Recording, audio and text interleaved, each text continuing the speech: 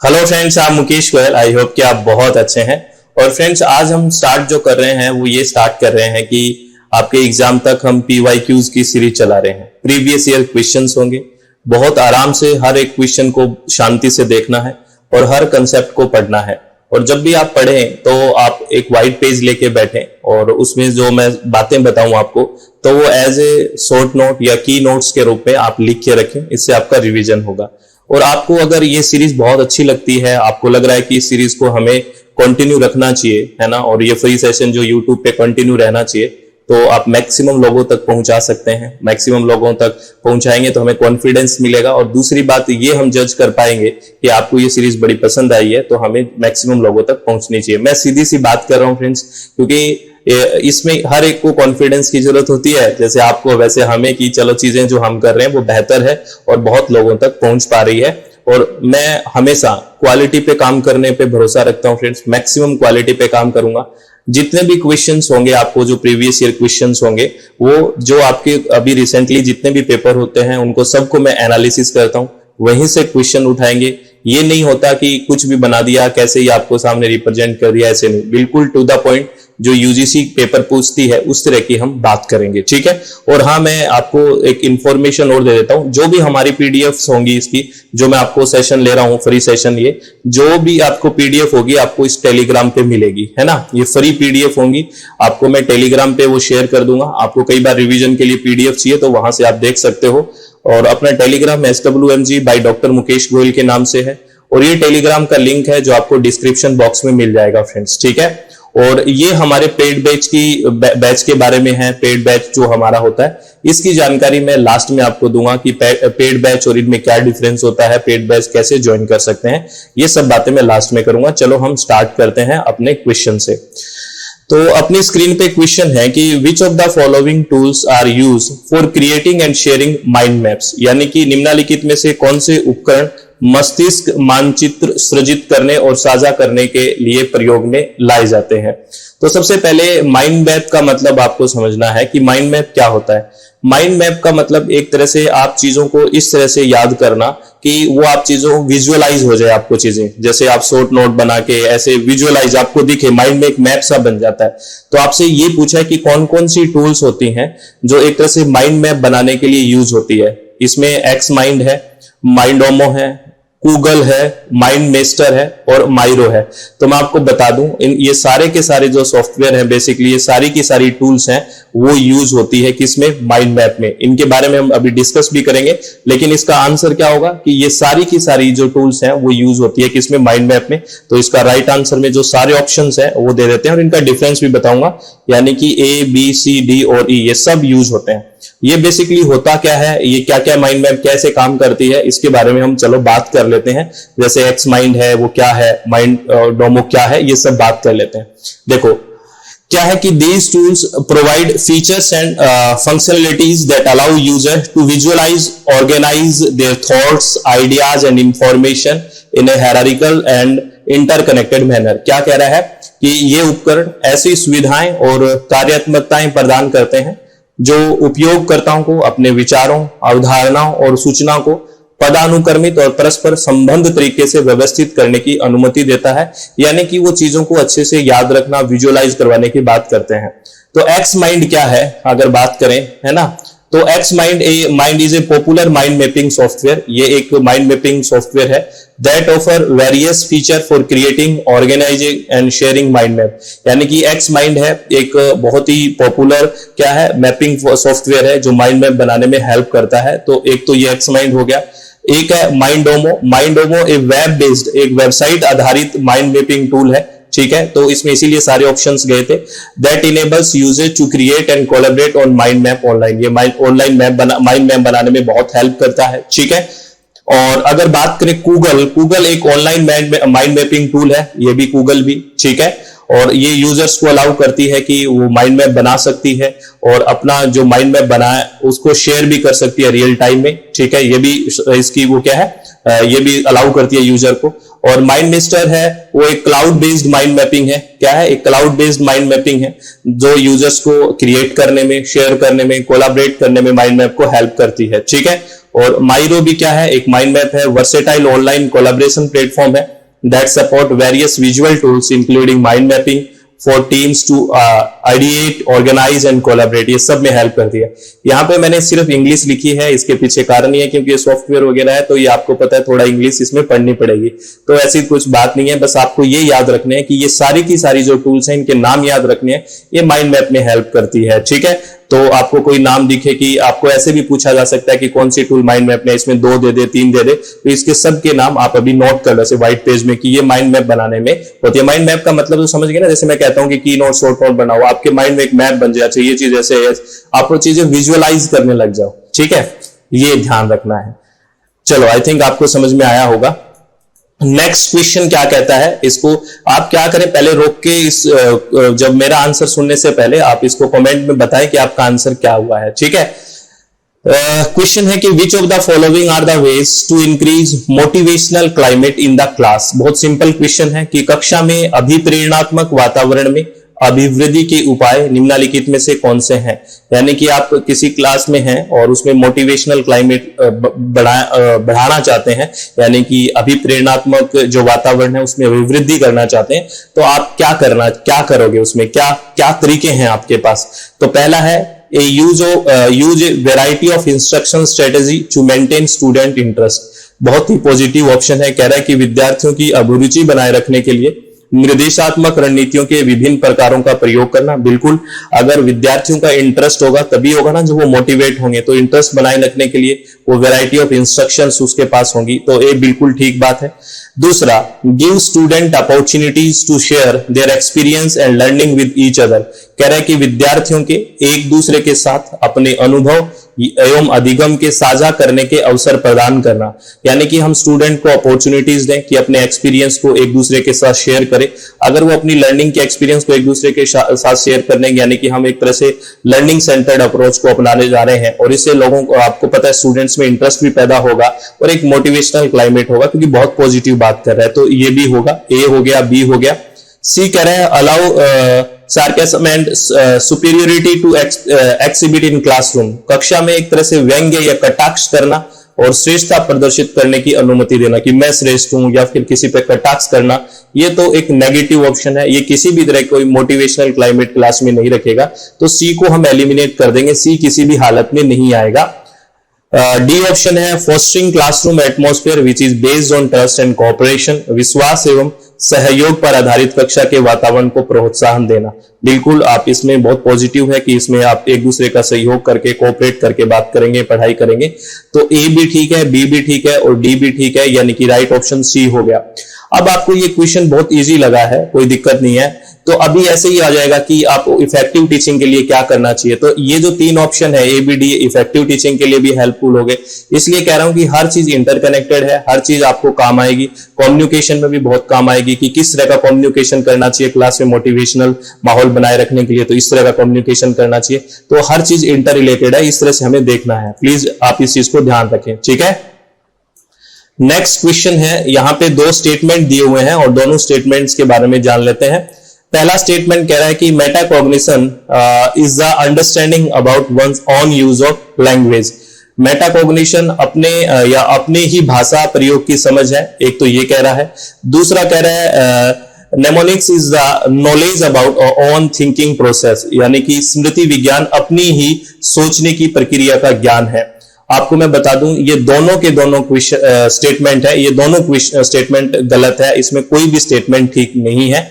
तो both statement first and statement second are incorrect. अगर इसका एक्सप्लेनेशन देखें कि ये क्या क्या चीज होती है, मेटाकॉग्निशन क्या चीज होती है और निमोनिक्स क्या चीज होती है, तो अभी बस बता देता हूं। वैसे ये दोनों के दोनों स्टेटमेंट गलत है, बहुत इंपॉर्टेंट क्वेश्चन है, तो आप इस इंफॉर्मेशन को अपना लिख के रखें। तो सबसे पहले अगर मैं बात करूं मेटाकॉग्निशन के बारे में, मेटाकॉग्निशन क्या है? Metacognition refer to awareness and understanding of one cognitive process, है ना, which include thinking, learning and problem solving. देखो क्या है, मेटाकॉग्निशन का जो तात्पर्य है वो किसी व्यक्ति की अपनी जो संज्ञानात्मक प्रक्रिया है ब्रेन संबंधी उसके बारे में जागरूकता और समझ से है, जिसमें उसका सोचना आ जाता है कि वो क्या सोचता है, थिंकिंग है ना, लर्निंग, और उसका जो प्रॉब्लम सॉल्विंग, समस्या समाधान, यानी कि अपनी संज्ञानात्मक प्रक्रियाओं की बात करता है। ये कोई ऐसा नहीं कि सिर्फ लैंग्वेज की बात करता है, तो क्योंकि उसमें था सिर्फ लैंग्वेज की, जो मैंने यहाँ लिख दिया है, it involve reflecting on the and monitoring one's thought,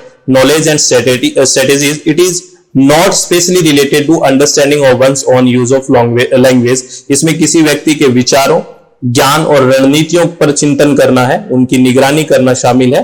यह विशेष रूप से किसी व्यक्ति की भाषा के उपयोग की समझ से संबंधित नहीं है ना। जो पहला स्टेटमेंट था जो बात कर रहा था कि सिर्फ भाषा के लिए है, इसलिए हमने काटा, देखो इसको, ये भाषा के लिए नहीं है, ये कॉग्निटिव जो प्रोसेस है उसका ब्रेन से, जिसमें वो सोचना, उसका सीखना, प्रॉब्लम सॉल्विंग करना, ये है मेटा कॉग्निशन। मेटा कई हो गया ना, मेटा कॉग्निशन, कॉग्निशन कहते हैं, कॉग्निज्म ब्रेन से बना है ना, तो ये बात है। और अगर बात करें निमोनिक्स की, बात करें स्मृति विज्ञान, तो ये नाम से ही कह रहा है कि कोई चीज को याद रखने के लिए जो चीजें हम करते हैं वो होता है, जबकि उसमें क्या लिखा हुआ था, अभी देखो आपने, उसमें लिखा हुआ है कि ये अपनी थिंकिंग प्रोसेस का एक प्रोसेस है। नहीं, ये कोई knowledge about our own thinking process नहीं है। ये क्या है, रेफर टू टेक्निक्स और strategies used to improve memory, ठीक है, and enhance the retention and recall of information. यानी जो स्मृति विज्ञान है वो उन तकनीकों या रणनीतियों को संदर्भित करता है जिनका उपयोग स्मृति को बेहतर बनाने और सूचना की अवधारणा और स्मरण को बढ़ाने के लिए किया जाता है। यानी कि चीजों को कैसे आप ज्यादा टाइम तक रिटेन कर सको, याद कर सको, कैसे इंफॉर्मेशंस को रिकॉल कर सको, इसलिए इसके लिए होता है निमोनिक्स यूज ना। It involves memory aids such as acronyms, visual imagery, associations and facilitate the encoding and retrieval of information. इसमें जैसे कोई भी चीज आप याद रखने के लिए लंबे टाइम तक कैसे याद रख सकते हो, बेसिकली इसलिए है ये। यानी में इसमें सूचना की इनकोडिंग और पुनर्प्राप्ति को सुविधाजनक बनाने के लिए संक्षिप्त नाम, दृश्य इमेजरी या एसोसिएशन जैसी मेमोरी एड्स का उपयोग किया जाता है। और वो बात जो मैंने लिख दी है, it doesn't pertain to the knowledge about our own thinking process in general, यानी कि यह सामान्य रूप से हमारी अपनी सोच प्रक्रियाओं के बारे में ज्ञान से संबंधित नहीं है। जो सेकंड स्टेटमेंट था ये था, इसलिए वो गलत हो गया, ठीक है। तो ये बहुत इंपॉर्टेंट इंफॉर्मेशन है, इनको प्लीज आप नोट डाउन करके रखें, बार बार देखें चीजों को तो अच्छे से याद हो जाएगी, ठीक है। अब आगे है कि in which method of collaborative learning, है ना, the main purpose is to develop listening skill in the students. सहयोगात्मक अधिगम की किस विधि में विद्यार्थियों में श्रवण कौशल विकसित करना मुख्य प्रयोजन है। यानी कि इसमें कौन सी कोलैबोरेटिव लर्निंग है जिसमें उसका मेन पर्पज होता है कि स्टूडेंट अच्छे से सुने, उनमें स्किल डेवलपमेंट हो। तो आपको पता है फिश बाउल जो हम करते हैं उसमें एक सर्कल बनाते हैं, बीच में एक सर्कल होता है, उसके आउटर एक सर्कल होता है, बीच वाले डिस्कस करते हैं, फिर बाहर वाले सुनते हैं। तो यही चीजों को डेवलप करने के लिए फिश बाउल रणनीति बनाते हैं हम। तो इसका आंसर क्या हो गया, फिश बाउल। और आप लोगों से रिक्वेस्ट है मेरी, आज जितना फिश बाउल के बारे में जानते हैं उतना लिखना, कि कौन से सर्कल को हम फिश बाउल कहते हैं, इनर वाले को, आउटर वाले को या इनर वाले को। ये आपको होमवर्क है और मैं आप लोगों से रिक्वेस्ट कर रहा हूं कि मैं आपको बीच बीच में होमवर्क दूंगा ना, उस होमवर्क को करना है। मैं आंसर बता दिया मैंने बेसिकली, लेकिन फिर भी आप थोड़ा एलिब्रेट कीजिए चीजों को, इससे मुझे पता लगे कि आप चीजों के बारे में कितना जानते हो। प्लीज ऐसा करना है, अगर आप जुड़े रहोगे चीजें तो फायदा होने वाला है, मुझे नहीं लगता कि कोई नुकसान होगा, ठीक है। चलो next question, the process of comparing a students performance against his और her previous performance is known as. कह रहा है किसी छात्र की प्रदर्शन की उसके पूर्व प्रदर्शन से तुलना करने की प्रक्रिया को क्या कहा जाता है। ये बेसिकली हम इवैल्यूएशन की बात करें, असेसमेंट की बात करें, वहां से क्वेश्चन है। जैसे हम बात करते हैं ना, फॉर्मेटिव असेसमेंट की बात करते हैं, समेटिव इवैल्यूएशन की बात करते हैं, आपने देखा होगा क्वालिटेटिव क्वांटिटेटिव की बात करते हैं, है ना, स्कोलेस्टिक नॉन स्कोलेस्टिक, है ना, नॉन रेफरेंस, क्राइटेरिया रेफरेंस, इप्सेटिव। तो ये इप्सेटिव होता है। इप्सेटिव बेसिकली क्या होता है, जैसे मान लो ये कोई स्टूडेंट है ना, ये इसने आज कोई एग्जाम दिया और ये कोई एग्जाम फिर दे रहा है नेक्स्ट मंथ या कभी फिर दे रहा है, कोई डेट पे फिर दे रहा है, तो अपनी परफॉर्मेंस को ये कंपेयर कर रहा है कि मेरी पहली डेट में मैंने कितना परफॉर्म किया। जैसे आपने नेट का पेपर दिया तो आपको लगा इस बार कितना स्कोर आया, फिर अगली बार आप कंपेयर करते हो कितना स्कोर आया, कैसे स्कोर आ रहा है आपका। तो अगर खुद का ही हम इसको परफॉर्मेंस को प्रीवियस परफॉर्मेंस से मैच करते हैं तो दिस इज कॉल्ड इप्सेटिव असेसमेंट, यानी कि स्वमानक आकलन, ये अपने आप का आकलन होता है। तो इसका राइट आंसर क्या होगा, सी हो गया। और आपको फिर मैं कमेंट बॉक्स में आपको बताना है कि फॉर्मेटिव और समेटिव इवैल्यूएशन में क्या डिफरेंस है। फॉर्मेटिव जिसको हिंदी में निर्माणात्मक बोलते हैं, ठीक है ना, और समेटिव जिसको हम बोलते हैं जो, अच्छा आंसर नहीं बताऊंगा, है ना, संकलनात्मक की बात करते हैं। तो आपको ये बताना है कि what is the difference between formative और समेटिव इवैल्यूएशन, इंपॉर्टेंट है, ठीक है। और कोई अगर बहुत अच्छे से स्टूडेंट पढ़ रहा है तो वो क्राइटेरिया रेफरेंस और नॉर्म रेफरेंस में भी आंसर बता सकता है, बहुत अच्छी बात रहेगी, ठीक है। चलो नेक्स्ट क्वेश्चन के बारे में बात करते हैं। नेक्स्ट क्वेश्चन कह रहा है, देखिए ये इप्सेटिव को एकदम क्लियर कर लेते हैं। इप्सेटिव का ये क्वेश्चन है, which of the following are the components of ipsative assessment. Ipsative assessment के बारे में कौन कौन से घटक हैं बेसिकली आपको बताना है। और इप्सेटिव है क्या, बेसिकली आपको ये तो पता ही हो गया था, भी अपने आप का एक तरह से मूल्यांकन करना। तो कौन कौन से कंपोनेंट्स है, पहला कह रहा है सेल्फ एंड पीयर असेसमेंट, स्वयं और समकक्षी का आकलन, बिल्कुल सेल्फ आ गया, एक तो ये हो गया। शेयरिंग लर्निंग गोल्स, अधिगम लक्ष्यों को साझा करना, इसीलिए तो वो इप्सेटिव या खुद का आकलन करना है कि उसने कितना सीखा, उसको शेयर करना, बिल्कुल सही बात है। डिस्क्रिमिनेटिंग पीपल, शिष्यों में भेद करना, नहीं ये तो बहुत नेगेटिव चीज है, इसको शिष्यों में भेद करने के लिए कोई असेसमेंट थोड़ी करेंगे, तो सी को तो बिल्कुल एलिमिनेट कर दीजिए। इफेक्टिव क्वेश्चनिंग यानी कि प्रभावी तरीके से प्रश्न पूछना, बिल्कुल एक बहुत अच्छा तरीका है इप्सेटिव में। इफेक्टिव फीडबैक, और उससे आपको प्रभावी प्रतिपुष्टि भी मिलती है कि ऐसा ऐसा हुआ, मैंने ऐसा किया तो इस तरह से हुआ। तो इसमें सी को एलिमिनेट करके बाकी सारे ऑप्शंस हैं, तो राइट ऑप्शन कौन सा हो गया, ए हो गया। तो अब इप्सेटिव के बारे में ये सारी बातें आप अब लिख सकते हैं कि इप्सेटिव ये चीजें होती है, समझ में आ गई बात। चलो बहुत बढ़िया सर, हम बहुत समझते हैं, चलो बहुत बढ़िया। नेक्स्ट क्वेश्चन क्या कह रहा है, A collection of the students works in an area, ये भी एक अच्छा क्वेश्चन है। A collection of the students work in an area showing growth, self reflection and achievement is called as, किसी क्षेत्र में विद्यार्थियों के कार्यों का संकलन जिसमें वृद्धि, आत्मचिंतन और उपलब्धि प्रदर्शित होती है, उसको क्या कहा जाता है। बेसिकली हम एक स्टूडेंट के वर्क का कलेक्शन करते हैं कि उसने किस तरह से ग्रोथ की है, ठीक है, उसका सेल्फ रिफ्लेक्शन, अचीवमेंट क्या है, तो उस चीज को हम डॉक्यूमेंट को क्या बोलते हैं, उसको हम बोलते हैं उसका पोर्टफोलियो। क्या है वो, उसका पोर्टफोलियो है। ये तो आपको याद ही होगा, सुनते होंगे कि उसका पोर्टफोलियो क्या है, ये इंपॉर्टेंट है, प्लीज याद रखना कि किसी की हम अगर ग्रोथ शो करते हैं कि ये ऐसा अचीवमेंट किया है, इसने इतना अचीव किया है, ये अगर हम एक डॉक्यूमेंट में दे रहे हैं, वो क्या है, एक तरह से उसका पोर्टफोलियो है, ठीक है, ये भी आपको ध्यान रखना है। नेक्स्ट क्वेश्चन के बारे में बात करें। नेक्स्ट क्वेश्चन कह रहा है कि which of the following are the element of cooperative learning. सहकारी अधिगम के तत्व निम्नलिखित में से कौन से हैं। कोऑपरेटिव लर्निंग है, आपस में मिलकर पढ़ने की बात कर रहे हैं, तो इसमें क्या क्या होगा। देखिए सबसे पहले कह रहा है, इसमें बात कर रहा है इंडिविजुअल अकाउंटेबिलिटी। अगर आप एक दूसरे के साथ मिलकर पढ़ रहे हैं तो हर एक की जवाबदेहिता होगी, बिल्कुल होगी, व्यक्तिगत उत्तरदायित्व तो होगा ही होगा। बी कह रहा है कि उसका पॉजिटिव इंटरडिपेंडेंस होगा, सकारात्मक आपस में निर्भरता होगी। अगर आपस में कोऑपरेट करते हो तो पॉजिटिव इंटरडिपेंडेंस होना चाहिए। पॉजिटिव जो कोऑपरेटिव लर्निंग अच्छी चीज है, और अच्छी के साथ अच्छी ऑप्शंस जाएंगे, इसमें तो कोई दोहराई की बात नहीं है। प्रमोटिव इंटरेक्शन, प्रोत्साहन, अनोन्य क्रिया होगी, यानी कि एक दूसरे को प्रपोर्ट करने की बात होगी। सोशल स्किल, बिल्कुल इसमें सामाजिक कौशल का विकास होगा, हम कोऑपरेट करना सीखेंगे। ग्रुप प्रोसेसिंग, बिल्कुल ग्रुप में प्रोसेसिंग, मतलब ग्रुप में रह के पढ़ना, प्रक्रिया, ये सब चलेगा। तो इसमें तो सारे ऑप्शन बहुत बेस्ट है, तो वेरी गुड वाला क्वेश्चन है भाई ये, क्योंकि ये एक एक चीज आपको समझ में आएगी, ABCDE, इसमें सारे ऑप्शन होगा। बेसिकली क्या होता है, ये क्वेश्चन कहीं वन लाइनर भी बन जाएगा, तो ये इसलिए मैंने यहाँ वेरी गुड लिखा, क्योंकि ये सारे इफेक्टिव लर्निंग के सारे गुण हैं अच्छे वाले। तो आपको अलग से इफेक्टिव लर्निंग के क्या क्या कैरेक्टरिस्टिक्स होनी चाहिए, इस तरह के क्वेश्चंस पूछे जा सकते हैं, है ना, तो ये ध्यान रखना है ना। चलो आगे बात करते हैं नेक्स्ट क्वेश्चन के बारे में। नेक्स्ट क्वेश्चन कह रहा है कि which among the following measure don't help students from disadvantaged communities to feel comfortable in the classroom. निम्नलिखित में से कौन से उपाय वंचित समुदायों के विद्यार्थियों को सुविधाजनक अनुभव करने में सहायक नहीं होते। यानी कि जो डिसएडवांटेज्ड कम्युनिटीज के जो स्टूडेंट है बेसिकली, है ना, उनमें कौन सी चीजें जो हेल्प नहीं करेगी कि वो क्लास रूम में अच्छा महसूस करे। अगर आप क्या करोगे तो उनको अच्छा फील नहीं होगा या वो कंफर्ट फील नहीं करेंगे, तो आपको इसमें नेगेटिव ऑप्शन देखना है, जो उनको अनकंफर्ट फील करवाएगा वो देखना है। सबसे पहले कह रहा है encouraging them to participate in the cultural activities, कह रहा है सांस्कृतिक गतिविधियों में भाग लेने को उन्हें प्रोत्साहित करेंगे। अगर उनको प्रोत्साहित करेंगे तो वो बिल्कुल कंफर्टेबल फील करेंगे। ये तो नहीं, आपको ये बताना है जो कंफर्ट फील नहीं करता जिससे। तो asking them to concentrate on study only, उन्हें केवल अध्ययन पर ध्यान केंद्रित करने के लिए कहना। तो यहां पे एक बार इसको रुक जाते हैं इस ऑप्शन पे।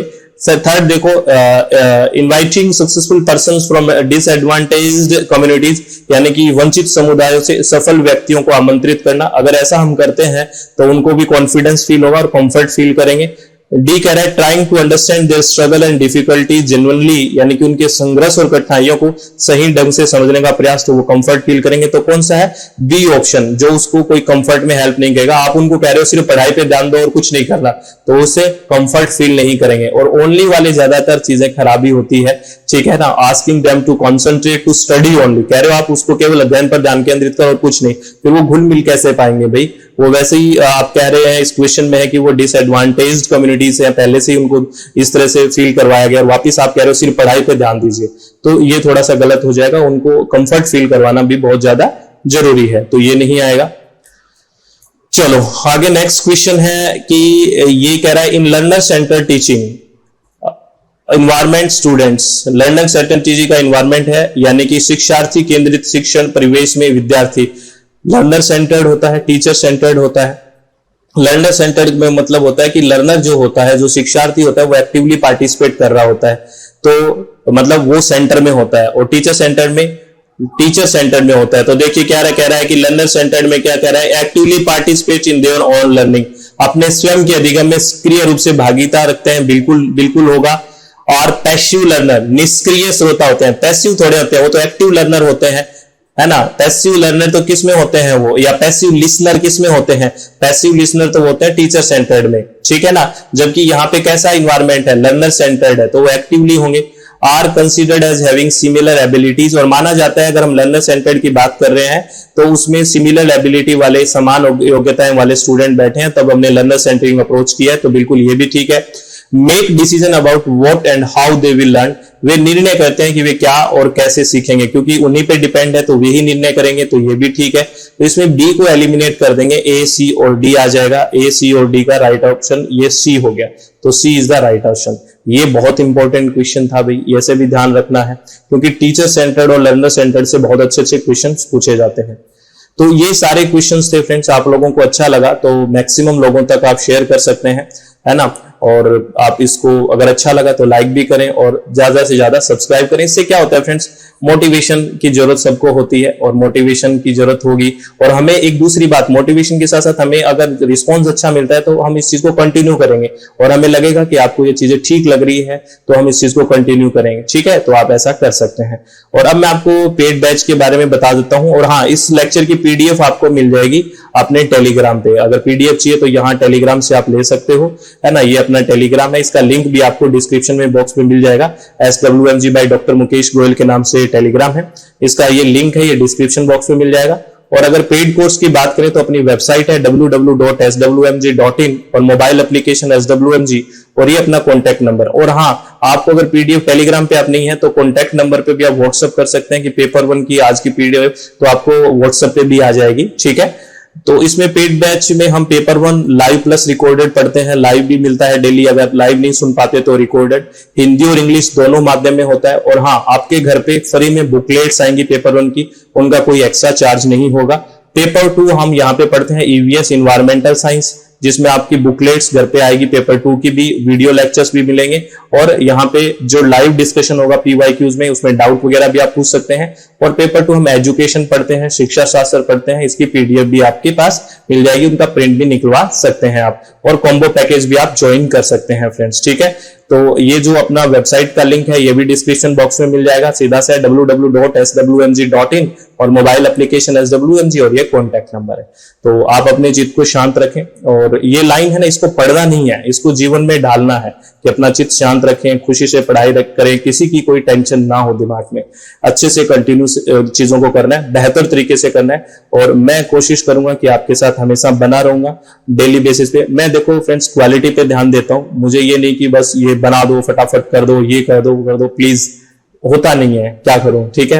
आराम से चीजें करते हैं, जल्दबाजी नहीं होती है, बहुत आराम से चीजें करेंगे और बहुत सही तरीके से जीरो से हीरो बनने की तरफ चलेंगे। बेसिक से हीरो का मतलब यह है कि हम ज्ञान को छूने की कोशिश करेंगे, ठीक है। आप ऐसे मत, आप तो हीरो की बात ही मत करो सर, ऐसे ही नहीं, ठीक है। चलो, ऑल द वेरी बेस्ट, बहुत बहुत शुभकामनाएं। Thank you, thanks a lot friends.